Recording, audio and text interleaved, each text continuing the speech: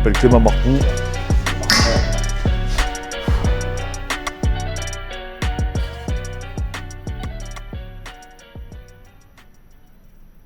Alors, salut à tous les amis, aujourd'hui je me retrouve avec Fred FMC, on va parler de prise de masse, on a beaucoup de questions sur la prise de masse, Un sujet qui revient souvent.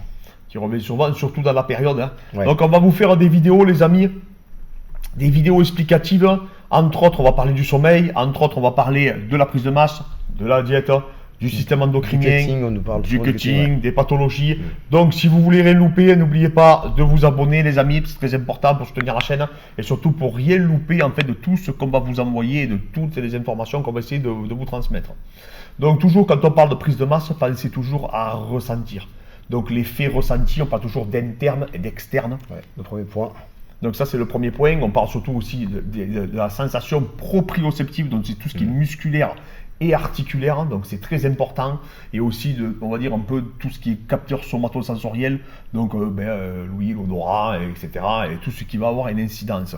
Le fait de ressentir, c'est dans la pratique en fait que vous allez améliorer le ressenti des mouvements. Si vous ne ressentez pas un muscle, je ne dis pas que vous n'allez pas le solliciter, mais en tout cas de façon empirique et de certaines études, on peut dire quand même que c'est toujours C'est quand même optimal. pas évident de le développer quand on le ressent pas. C'est un des points qu'on retrouve le plus. C'est vraiment ce manque de développement dû au manque de sensation. Exactement. Donc en fait, moi je le vois avec le retard des pecs, le Ouais. fait que quand j'ai commencé à faire des mouvements qui m'ont permis de le ressentir et de travailler d'ailleurs sur tous ces divers capteurs, ça a eu une incidence positive en fait sur ma progression. Ça a été indéniable. Après, le très important, bien sûr, ça va être l'apport calorique et surtout ne jamais être en déficit. Donc il y a différents calculs. Avec Fred, nous on préfère un calcul, si tu peux me l'expliquer. Ouais, nous, on préfère de manière empirique, c'est-à-dire on va calculer chaque jour donc, le nombre de calories qu'on consomme. On va calculer aussi chaque jour le nombre de dépenses, donc soit sur une semaine. Et après, on va voir de manière empirique, voir nos résultats et ajuster après avec l'expérience. Voilà. Donc on n'est pas fan des formules. Il y a énormément de formules, vous pouvez en trouver. Il y en a, ils vont multiplier 30 fois leur poids, d'autres l'âge, la masse maigre, etc. Moi, franchement, en toute honnêteté, ce qu'on a vu qui était vraiment où on se tromperait rarement, c'était vraiment de le calculer tous les jours. Il y a d'ailleurs Will Jensen qui a fait un petit tableau Excel sur ce sujet-là. Je vous recommande d'aller voir ça. Je sais pas si je crois qu'il a une chaîne YouTube. En tout cas, il explique vraiment comment lui, et on s'est beaucoup inspiré de ses travaux. Je trouve ça vachement intéressant, en tout cas, ce style de calcul. Pourquoi? Parce que ça permet de vraiment réguler tous les jours, en se pesant tous les jours, tous les matins, dans les mêmes conditions, bien entendu, les amis.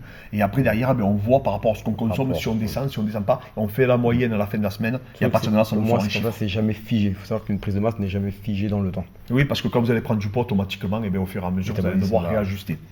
Ensuite, les routines évolutives. La routine évolutive, ce qu'on dit toujours, c'est ce qui va être la variété des exercices, le temps sous tension, la tension mécanique, la tension métabolique, bien entendu, mais surtout, ce qui va être important, c'est les charges progressives, la surcharge progressive. C'est de progresser au niveau des répétitions et au niveau surtout de l'intensité et donc du poids que vous allez développer. Et ça, c'est quelque chose qui est pour moi négligé vraiment. C'est que les gens ne marquent pas, c'est ce que tu dis toujours, le carnet d'entraînement. Le carnet d'entraînement pour savoir déjà la charge qu'on a mis, le tempo qui est aussi assez sous-utilisé. Et de fois, on retrouve aussi souvent des gens excessifs, extrêmes dans la routine ou extrêmes dans la variété. Et c'est vraiment important d'avoir une routine, un cadre, mais une routine, comme on dit, évolutive, dans le sens où on va rajouter de la variété dans sa routine. Variété que ce soit dans l'intensité, que ce soit dans le tempo, que ce soit dans la charge. Et toujours noter cette évolution.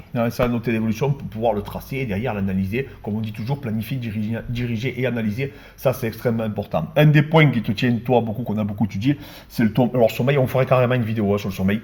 Donc, le sommeil, il faut savoir que c'est la chose la plus négligée, mais sans ça, ce n'est pas possible, les amis, de performer et surtout de récupérer et surtout de créer ces phénomènes compensatoires et donc adaptatifs. C'est le point le plus négligé. C'est toi qui me l'avais. Même moi, je le négligeais beaucoup. Tu m'as beaucoup forcé à accentuer le point là-dessus sur la récupération et donc surtout sur le sommeil, sur un vrai sommeil. On en reparlera dessus, mais il y a plusieurs types de sommeil. Et donc vraiment là-dessus, c'est ce qui va vous permettre de gérer beaucoup de choses, notamment l'humeur et du coup ainsi de suite, qui va descendre sur le 5e point qui est le stress. Et alors aussi, le sommeil, non seulement ça va réguler donc l'humeur, ça va réguler aussi les défenses militaires, ça va réguler la récupération et surtout tout ce qui va être schéma d'apprentissage, mémorisation et donc tout ce qui va en découler. Donc c'est extrêmement important. Et bien entendu, le stress. Alors le stress, qu'est-ce qui va se passer?